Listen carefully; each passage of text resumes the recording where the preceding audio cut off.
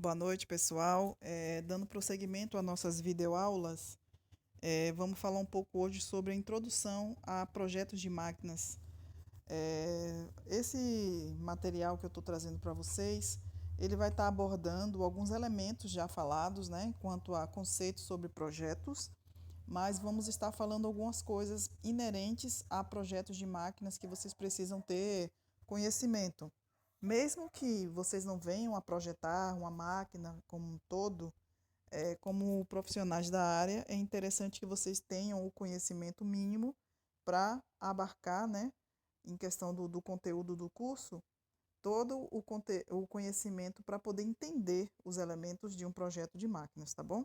Então, vamos rever alguns conceitos, é interessante até porque vai sendo frisado e colocado na cabeça de vocês que projetos, na verdade, são elementos mutantes, né?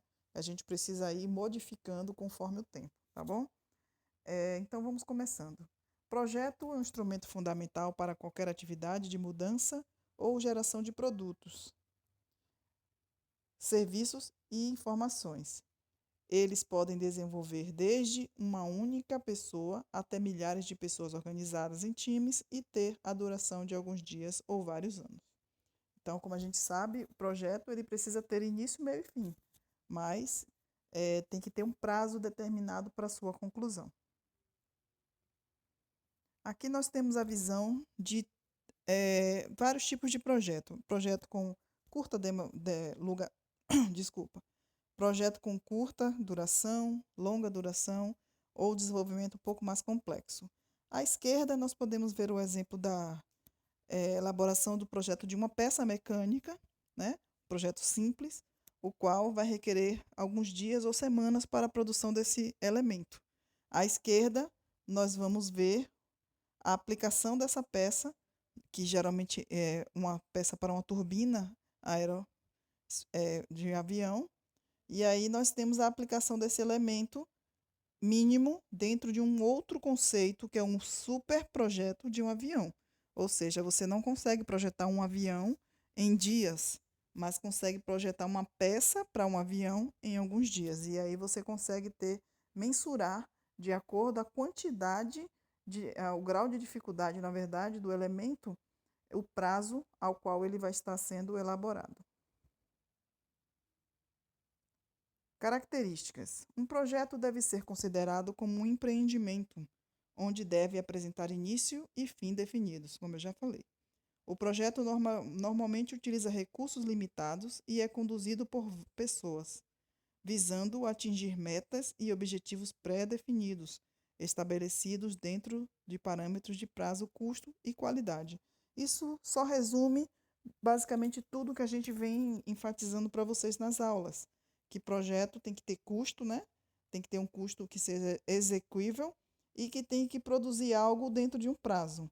E esse algo produzido tem que ter qualidade para que entre no mercado e seja um produto viável.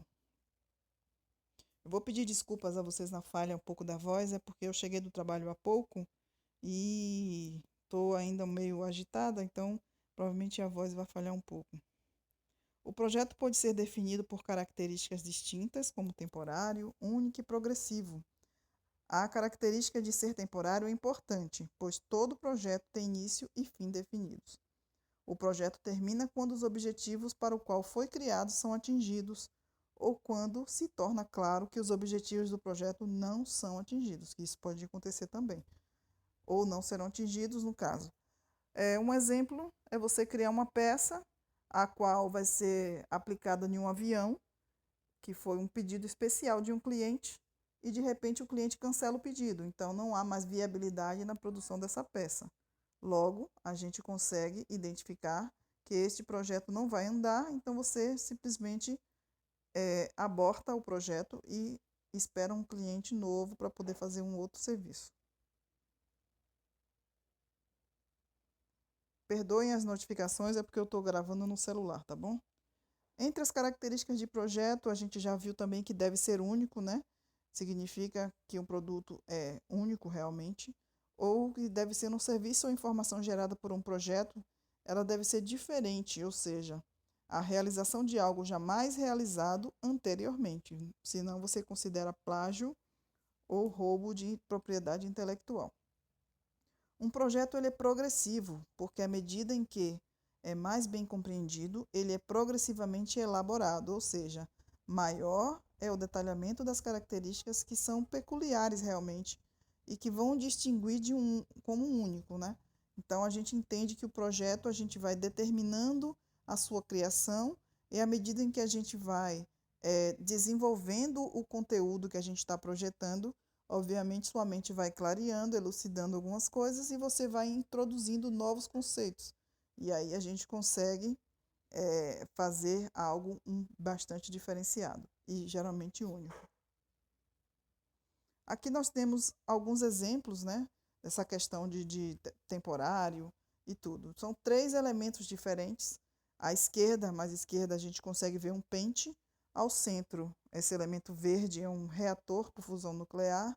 E à direita, uma série de veículos que, mesmo diferentes, são o mesmo carro. E esse exemplo a gente traz justamente para que vocês entendam.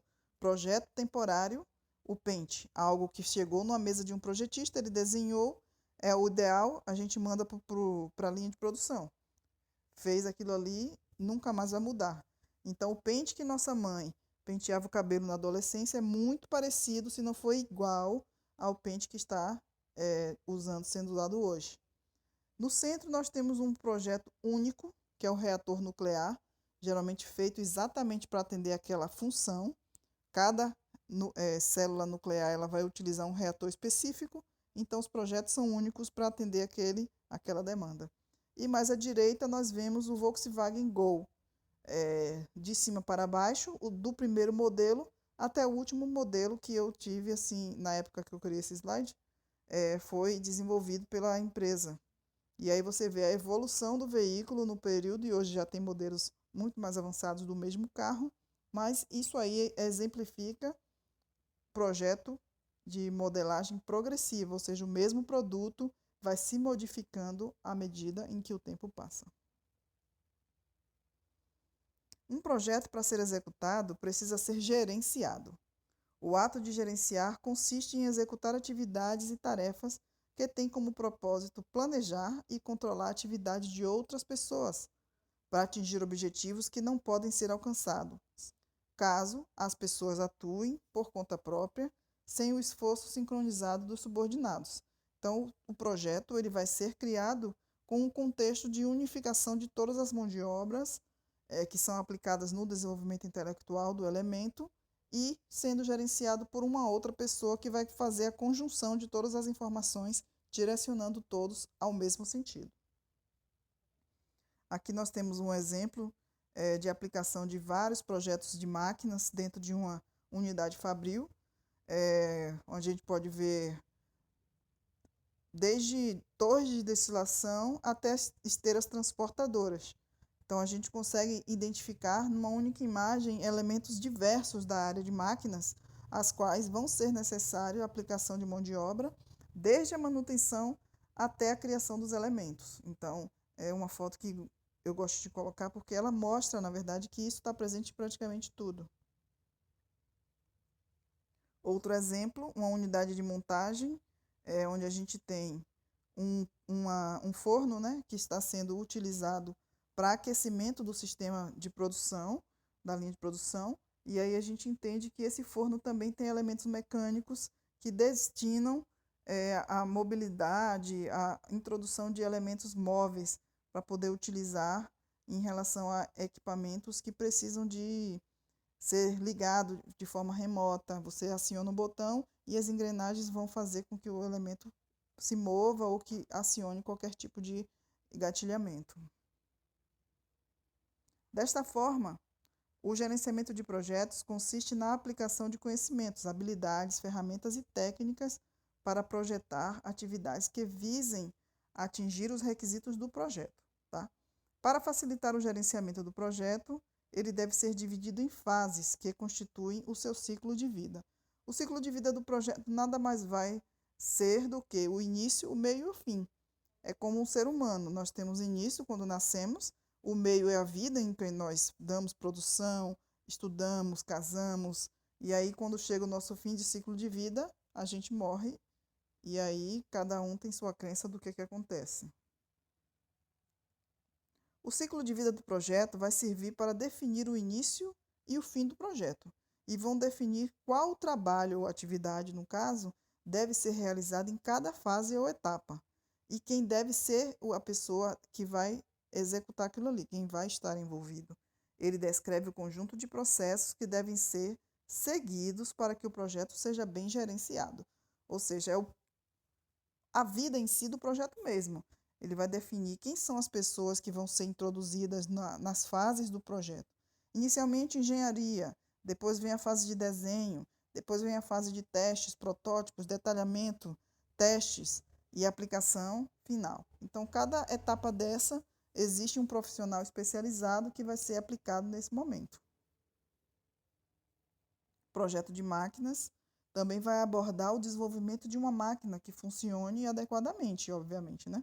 Nenhum cliente vai querer comprar ou adquirir um produto que não funcione, levando em consideração os requisitos de segurança, confiabilidade, baixo custo e tempo de execução. Porque imagine você fazer a elaboração de um projeto que dure, sei lá, para fazer uma engrenagem para melhorar o consumo de combustível de um veículo. Um exemplo bem bobo assim, mas que leva 10 anos para você fazer esse projeto. Então, às vezes, fica inviável a empresa investir naquilo, porque o tempo de produção daquele projeto é tão grande que o custo acaba se elevando e aí não há interesse em fazer esse estudo. Então, todos esses elementos precisam ser avaliados quando a gente cria um projeto também.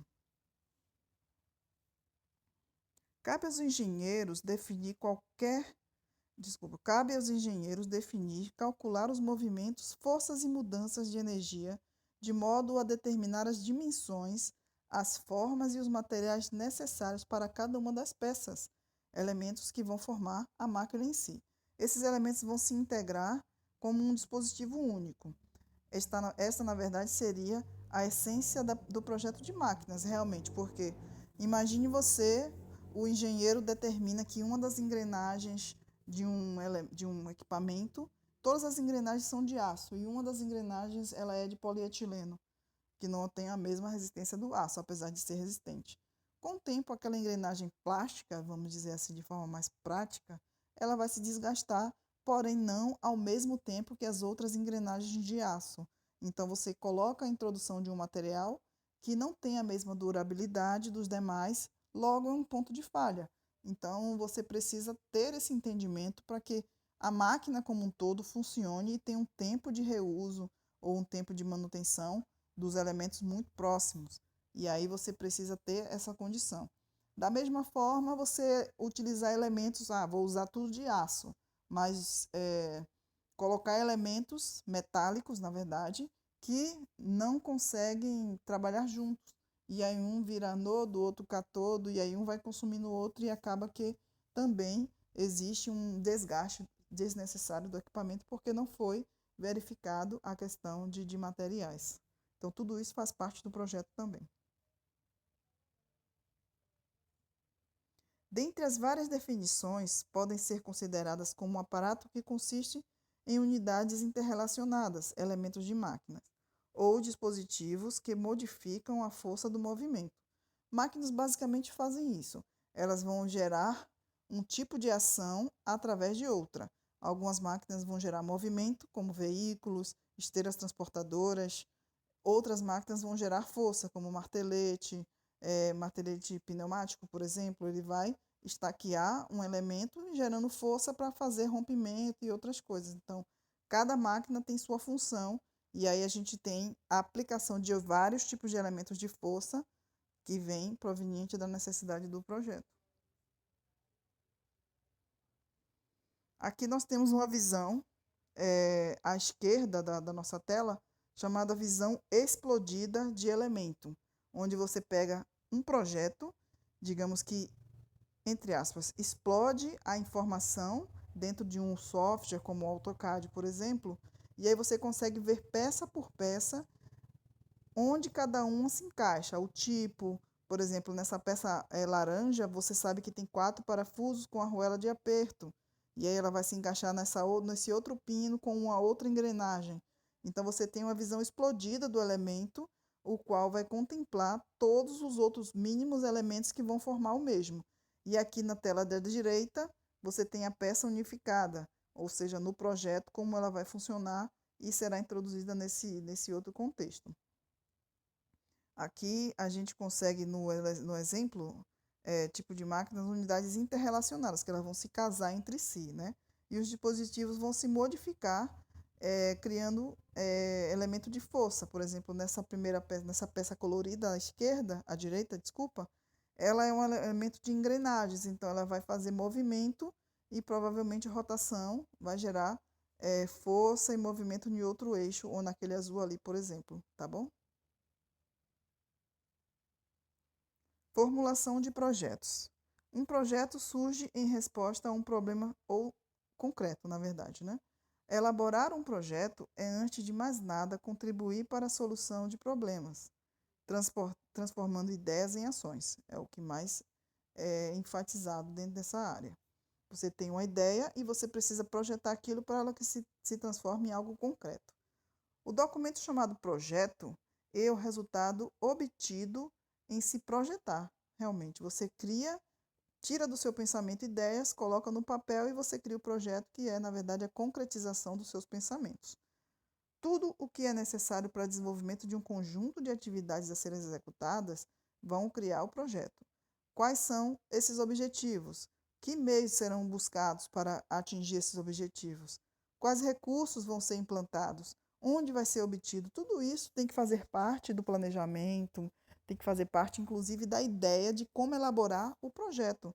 Porque se você está numa região onde elemento tal é escasso, você não vai criar um projeto para aquela região que o elemento tal é a matéria-prima principal do seu projeto, porque você vai estar criando uma solução que para aquela região ela é inexequível, porque com o tempo aquele material vai se tornar cada vez mais escasso e o seu cliente vai ter a necessidade de demandar aquele produto para fazer a manutenção da máquina ou do equipamento de uma outra região e acaba onerando os custos de manutenção e inviabilizando o uso do equipamento. Então, tudo isso também tem que ser pensado.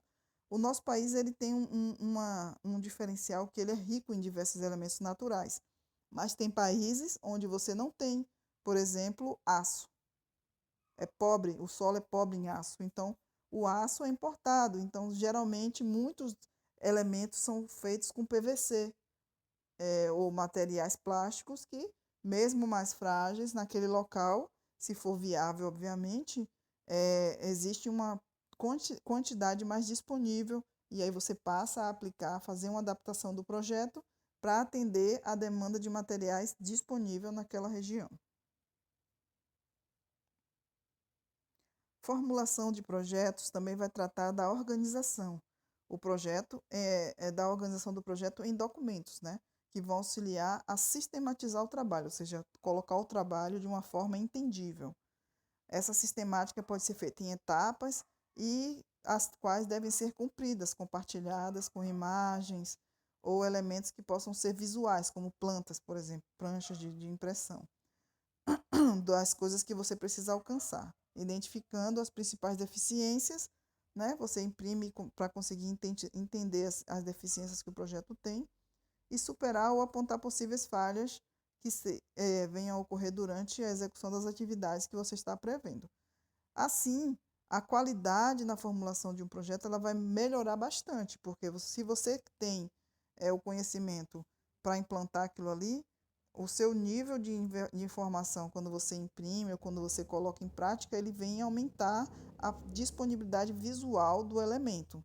Então, a partir daí, você passa a entender e enxergar possíveis falhas que às vezes na tela do computador você não tem. E aí você consegue melhorar o seu projeto de forma visual e depois na execução também. Metodologia. Aí a gente listou aqui 10 passos básicos para você criar uma metodologia para a criação de um projeto. Identificar a necessidade, que é o básico inicial, né? Por que eu tenho que criar esse projeto? Pesquisa de suporte. Quem é que já fez algo parecido com isso aqui para solucionar este problema, que é o benchmarking que a gente já falou para vocês. Definição dos objetivos, que é para você saber o que você tem que projetar de fato, especificar as tarefas para que você consiga projetar, sintetizar todas as informações, analisar o que você vai produzir e as informações que você tem disponível, fazer o projeto detalhado, que é você identificar todos os elementos dentro de softwares, dentro de plataformas de projeto como AutoCAD, MS Project, entre outros, para você tirar da sua cabeça e colocar visualmente para outras pessoas verem. E aí uma outra fase que nem todos os projetos têm, né, que é a fase de protótipo, de você criar uma maquete daquilo ali ou um único elemento que vai representar tudo aquilo mais fisicamente e testar. Depois de aprovado o teste, iniciar a produção do elemento que foi projetado.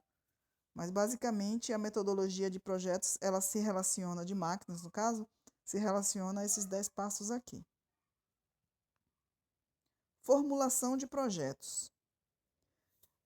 Aí a gente já tem algumas etapas a mais, né? A formulação, ela vai identificar as necessidades, etapas a mais não, a gente está abrindo um pouco mais aqui. Identificação das necessidades vai consistir em uma exposição mal definida.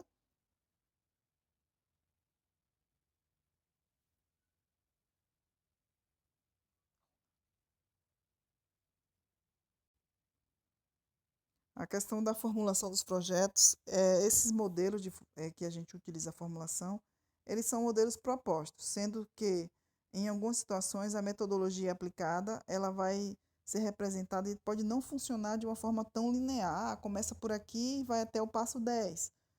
Nem sempre. Às vezes a gente tem que começar pelo 1 e aí a gente segue, de repente chega no passo 5, dá um erro, a gente volta para o passo anterior, para 2 passos anteriores.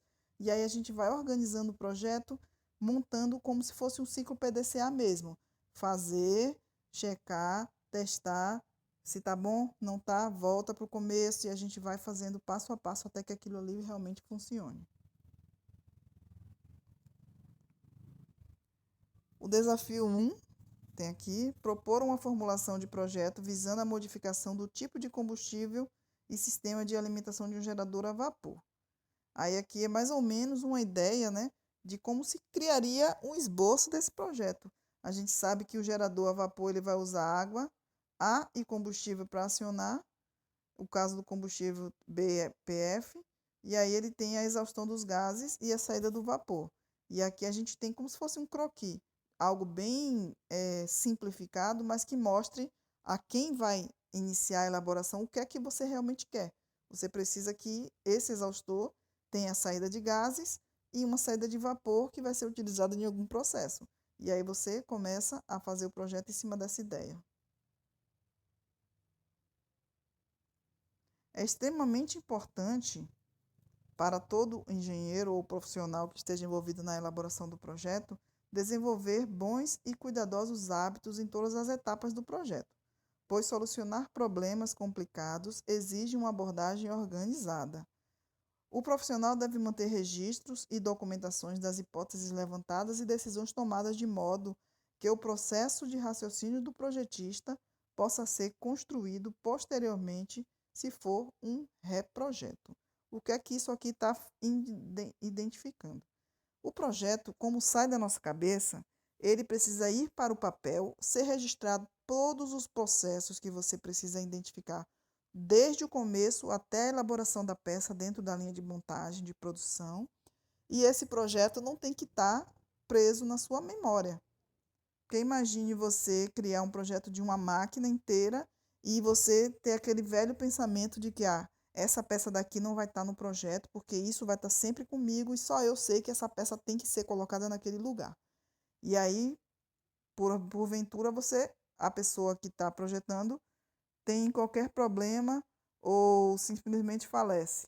Aquele projeto nunca mais vai funcionar, porque uma parte da informação foi suprimida da documentação e ficou na cabeça do projetista. Isso aí, gente, é altamente arriscado.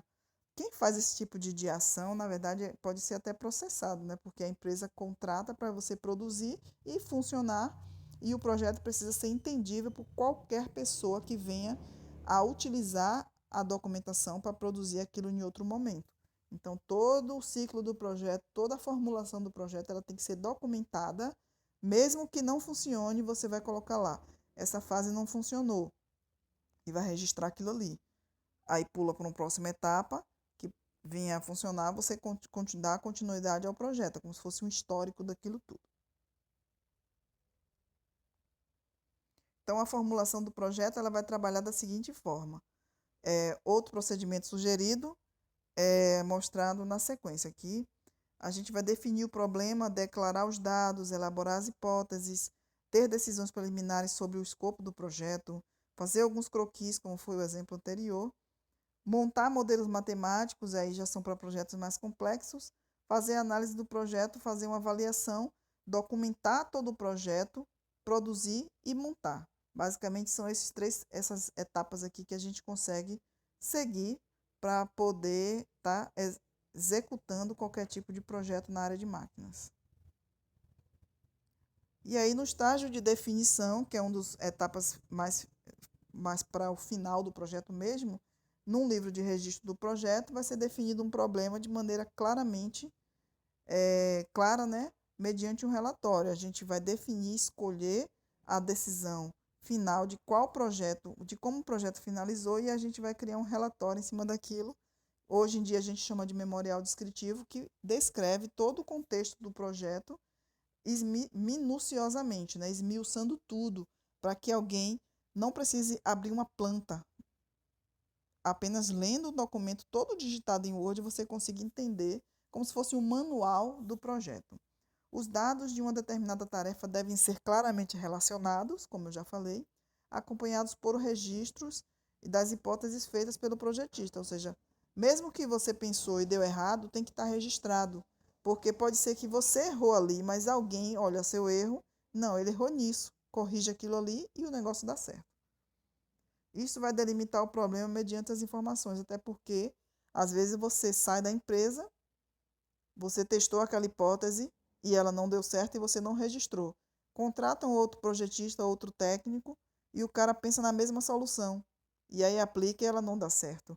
E aí, se você não registrou que você já fez aquilo, várias pessoas podem estar vindo depois de você e testando a mesma solução, sendo que ela não dá certo, já foi comprovada. E aí você registrando, quem vier só vai pegar o diário de projeto e vai entender que aquela solução já foi proposta e que não deu certo.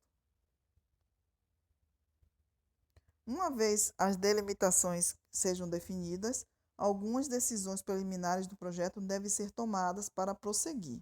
As razões e justificativas dessas decisões devem ser documentadas. Vocês observam que tem sempre a questão de documentar tudo, registrar tudo.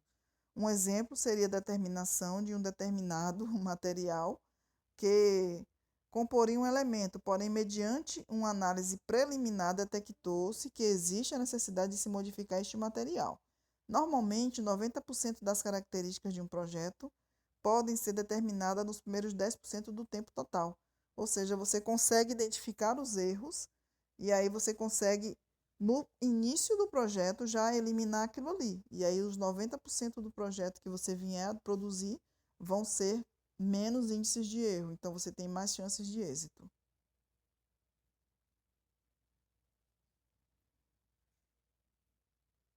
Projeto preliminar, também uma visão explodida de uma peça mecânica. Nesse estágio, o projeto deve ser documentado através de croquis ou manuais, deve constar informações fundamentais, mesmo que aproximadas de dimensões, materiais e outros. Aqui a gente vê a visão explodida de uma peça, e aí você, geralmente, quem vê esse tipo de manual sabe que lá tem uma chamada, né? Peça 1, 2, 3, 4, ele coloca o nome da peça direitinho, o lado que se encaixa, a quantidade que vem, entre outros. Que é só um modelo para que vocês tenham uma noção. No caso do projeto detalhado, o projeto estabelecido pode criar um ou mais modelos, que podem ser matemáticos, inclusive, de engenharia do elemento ou do sistema para podermos analisá-lo. Nestes constam informações de carregamento, momentos, torques, tensões, todas as variáveis físicas que podem ser utilizadas, entre outros, visando a avaliação e a comparação com as propriedades dos materiais de engenharia já escolhido. Ou seja, você às vezes escolheu um material e está rompendo aquela peça e você vai colocar um material mais resistente. E aí vai fazendo os testes até que você chegue no elemento em que for satisfatório. Neste ponto, vão se tomar uma decisão, né, de prosseguir com o projeto ou itinerar, mudar o projeto, na verdade, para uma solução melhorada. Como eu falei, às vezes a gente escolhe um material inicialmente que não dá certo e a gente tem que ir modificando até que aquilo ali consiga se enquadrar dentro da solução necessária. Aqui, alguns modelos, né, de projeto detalhado. Esses pontos mais vermelhos são os testes feitos em máquinas, modelos matemáticos visando a determinação da distribuição de tensões em diversas áreas dos elementos que compõem uma máquina. Esses pontos vermelhos são os pontos que vão sofrer mais tensão quando a máquina estiver em funcionamento. E aí você consegue, dentro de um software especial, fazer o protótipo da máquina ou da peça, fazer o software simular o funcionamento dessa peça, e aí você observar, olha, esse ponto aqui está sendo muito forçado, então esse elemento, esse material que eu estou escolhendo não vai resistir a esse aquecimento, não vai resistir a essa tensão, então eu tenho que botar um elemento um pouco mais resistente. E aí você vai colocando, antes de você mandar para a linha de produção, você fazer um ensaio dentro dos próprios softwares de projetos para máquinas. E aí você identifica possíveis falhas antes mesmo de você produzir o seu componente. Aqui outro exemplo de projeto detalhado, duas engrenagens, as quais está sendo calculado o modo de encaixe. E aí você vê que o software fez a simulação e ele identificou que neste ponto aqui, onde a gente consegue identificar, existe um erro no cálculo que vai provavelmente desgastar a rodana menor, a engrenagem menor. E aí você entende que ela vai romper, e se ela romper, você vai perder o elemento, logo mais você vai precisar trocar, e aí vai ser sempre um ponto de falha do equipamento. Se você não rodar esse modelo, você não vai ter um equipamento confiável. Então, você já sabe que essa engrenagem daqui ela vai sofrer um desgaste maior do que um desgaste maior do que a engrenagem maior. Então, ela precisa ter um elemento mais resistente do que a engrenagem maior para que eles tenham equivalência no tempo de manutenção. Uma vez realizado tantas interações, né, quantas forem necessárias para poder você ter o elemento mais satisfatório, a documentação de projeto ou elemento de máquina deve ser complementada em forma de desenhos, detalhes e especificações de materiais. Aí depois que você faz todo aquele estudo, projeta no software, você começa a criar as plantas, como está aqui o exemplo do modelo, essa planta em AutoCAD, você tem o detalhe todo desenhadinho, milimetricamente desenhado, para que quem vai fabricar consiga identificar peça por peça que ele precisa produzir. E aí a gente passa para a parte de produção e montagem. Após todas as etapas, podemos selecionar os processos e iniciar a construção dos elementos ou dispositivos complexos. E aí a gente pode, depois de todos os simulados, enviar as peças e os protótipos para a linha de produção, porque você já fez todos os ensaios e testes necessários dentro da capacidade do projeto para poder subsidiar a fabricação daquilo ali. E aí a fábrica, ela geralmente cria protótipos, faz os ensaios físicos reais daquele elemento, e aí, estando aprovado, que é no caso uma maquete ou algo do tipo, equivalente, né? Você consegue mandar para uma linha de produção. Além disso, você tem que tratar os coeficientes de segurança. O engenheiro responsável pelo projeto de elementos estruturais ou mecânicos deverá restringir a tensão do material a um nível seguro, portanto, deve-se usar a tensão segura ou admissível. Todo elemento que a gente consegue utilizar dentro da engenharia tem isso, que é a tensão admissível pelo elemento. Você não pode imprimir a mesma força numa corda de sisal que você aplicaria numa corrente, né? Uma corrente de 20, que é uma corrente robusta. Você imprimindo para uma corda de sisal um peso de 200 quilos, talvez, você tem um rompimento dessa corda. Já numa corrente de 20, você não tem um rompimento. Então, cada elemento ele vai ter sua tensão admissível e tem que trabalhar dentro dessa faixa de segurança. O coeficiente de segurança vai consistir na relação entre a carga de ruptura e a carga admissível, ou seja, o ponto em que aquele elemento vai resistir a 100 quilos. Ah, eu vou fazer o projeto e vou dizer que aguenta 95 quilos. Não. Você precisa dar uma margem de segurança, que geralmente é 30, 40, até 50% da carga admissível do elemento. Se o produto, se o material do produto ele suporta 100 quilos, normativamente você tem que dizer que ele suporta 50, porque é a margem de segurança para o usuário. Pode ser considerado como essa sobrazinha uma reserva estratégica. Ah, o cara teimou e botou 70 quilos. O elemento vai conseguir resistir. Botou 90 quilos, o elemento vai conseguir resistir. 100 quilos, o elemento vai conseguir resistir. 110 quilos, aí já é sorte se ele conseguir resistir. Mas no seu manual está dizendo que ele só aguenta 50 quilos. Então você está respaldado em relação a qualquer acidente que venha a ser ocasionado devido à sobrecarga daquele material. Coeficientes de segurança são empregados para prevenir incertezas, né, quanto à propriedade dos materiais, esforços aplicados, vibrações, até o próprio desgaste do uso também, e vão depender de uma série de requisitos, entre os principais tipos de carga e o tipo de utilização. Aí vai do usuário, vai do cliente, vai da manutenção do equipamento, e aí você, como projetista de máquinas, você tem que dar a folga, entendendo que o cliente às vezes vai forçar a máquina e ela vai tender, né, a resistir se você realmente aplicar o coeficiente correto, a não ser que ele imprima uma carga muito superior ao que ela realmente foi produzida para suportar. Coeficiente de segurança, um fator de segurança vai ser uma dimensão, né? Você vai calcular. Aqui é um exemplo mais ou menos, mas é interessante para que vocês saibam, na verdade, é o contexto do que é esse coeficiente. É uma margem de segurança em que a gente imprime, coloca no projeto para os materiais dos quais ele será fabricado.